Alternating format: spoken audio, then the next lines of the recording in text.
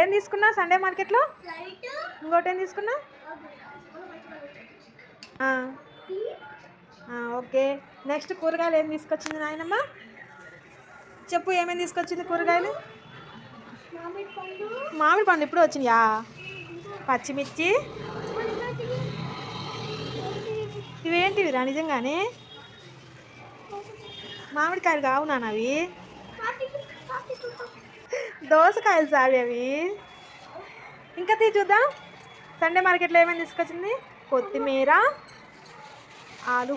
ఆలు మొత్తం పోయింది. సపోటా సాయి, ఇది సపోటా. సపోటా ఇదిగో సపోటా. సపోటానేనమ్మా. ఇంకా ఏమైంది?